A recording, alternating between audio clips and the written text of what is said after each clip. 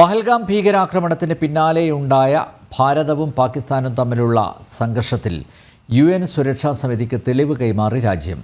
ലഷ്കർ സംഘടനയായ the resistance ഫ്രണ്ടാണ് പഹൽഗാം ഭീകരാക്രമണത്തിന് പിന്നിലെന്ന് തെളിവുകൾ സഹിതം സുരക്ഷാ സമിതിക്ക് മുന്നിൽ ഭാരതം ബോധ്യപ്പെടുത്തി. ഭാരതത്തിൻ്റെ അധ്യക്ഷതയിൽ UN ഭീകരവിരുദ്ധ സമിതി അംഗീകരിച്ച 2022 ഡൽഹി പ്രഖ്യാപനത്തിൻ്റെ വിലയിരുത്തലും യോഗം ചർച്ച ചെയ്തു.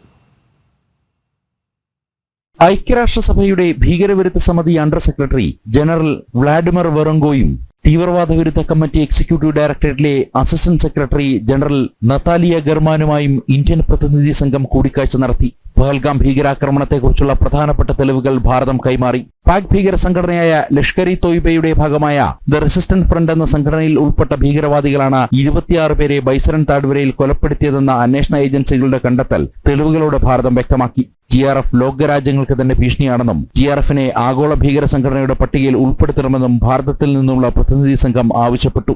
സൈബർ സുരക്ഷ, തീവ്രവാദത്തെ ചെറുക്കൽ, തീവ്രവാദത്തിന്റെ ഇരകളെ പിന്തുണയ്ക്കൽ, തീവ്രവാദത്തിനായുള്ള ധനസഹായം തടയൽ തുടങ്ങി ഭാരതം മുന്നോട്ട് വെച്ച ആവശ്യങ്ങളോട് UN സുരക്ഷാ സമിതി അനുകൂല നിലപാട് സ്വീകരിച്ചതായാണ് സൂചന. ഭീകരാക്രമണങ്ങൾക്കായി ആളില്ലാ വിമാന സംവിധാനങ്ങൾ ഉപയോഗിക്കുന്നതും സാങ്കേതിക വിദ്യ പ്രയോജനപ്പെടുത്തുന്നതുമായി ബന്ധപ്പെട്ട് UN സുരക്ഷാ സമിതി തയ്യാറാക്കിയ നോൺ ബൈൻഡിംഗ് ഗൈഡിംഗ് നിർദ്ദേശങ്ങളുടെ വികാസം അനിവാര്യമാണെന്നും ഭാരതം ചൂണ്ടിക്കാട്ടി. ജനം, ഡൽഹി.